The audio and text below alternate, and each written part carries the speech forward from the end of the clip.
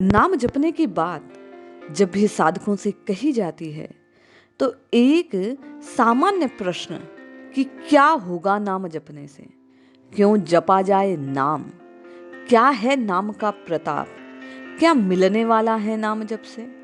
इन सभी प्रश्नों को हल करने के लिए आज परम पूज्य भाई जी अर्थात हनुमान प्रसाद जी पोद्दार का एक लेख जो कल्याण के भगवन नाम अंक में दिया गया है, उसमें पूज्य भाई जी ने परम पूज्य मदन मोहन जी मालवीय के जो व्याख्यान का सारांश है नाम स्मरण की आवश्यकता के रूप में उसे बतलाया है। गीता वाटिका गोरखपुर के अखंड हरिनाम संकीर्तन यज्ञ में महामना मालवीय जी द्वारा प्रयोजन बतलाया गया, उद्देश्य क्या होगा नाम जपने से। आइए आप और हम श्रवण करते हैं। वे लिखते हैं कि आजकल नाम जप पर बहुत जोर दिया जाता है।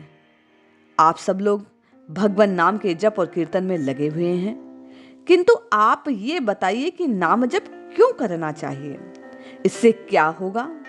लोग कहते हैं भगवान का नाम लेने से पाप करते हैं, परंतु इसमें युक्ति क्या है।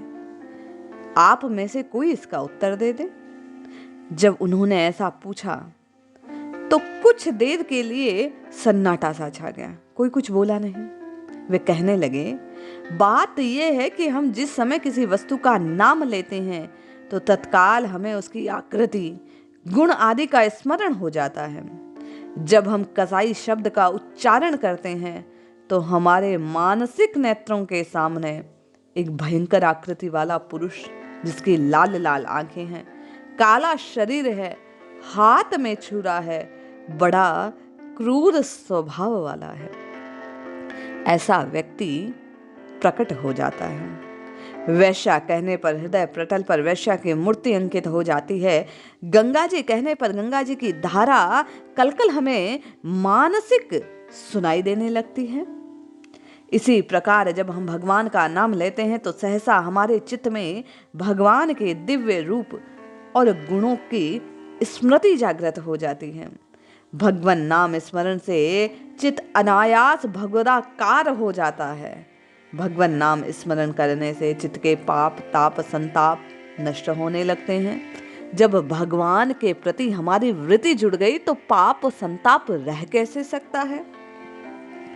पाप नाश की नाम स्मरण में पूज्य श्री कहते हैं कि अमोघ औषधि है। आप यदि नाम का पान करते हैं तो ये रोग, भवरोग जो है, स्वतः नष्ट हो जाएंगे। बिना जाने भगवान का नाम लेने से किस प्रकार पाप नष्ट होंगे, ये दूसरा प्रश्न होता है हम साधकों का।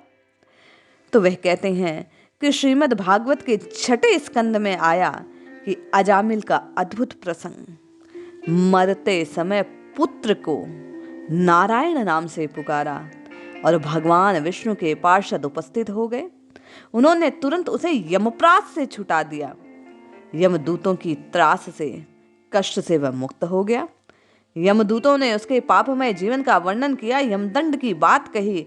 भगवान के पार्षदों ने कहा कि इसने अपने करोड़ों जन्मों के पापों का प्रायश्चित कर लिया, क्योंकि इसने विवश होकर आर्त भाव से भगवान के मंगलमय नाम को उच्चारित किया है। इसने जो ये नारायण 4 अक्षर का नाम कहा, इससे इसके समस्त पाप नष्ट हो गए। समस्त पापियों के लिए भगवान विष्णु का नाम लेने से अच्छा प्रायश्चित हे यमदूतों कुछ भी नहीं है। ऐसा करने से इसकी बुद्धि भगवत विषयक चिंतन में लग गई, इसलिए ये भगवान का है और तुम्हारा इस पर कोई अधिकार नहीं। इस प्रकार वे कहते हैं कि नाम जपने से पाप स्वतः नष्ट होते हैं। भगवान का नाम लेने से भगवान और के गुण और स्वरूप का चिंतन हृदय में होता है, चित्त में होता है, जिससे भीतर का आनंद उत्पन्न होता है। नाम जपने से जीव का प्रारब्ध नष्ट हो जाता है, नवीन प्रारब्ध की उसे प्राप्ति होती है। जीव कल्याण के मार्ग को प्राप्त कर लेता है।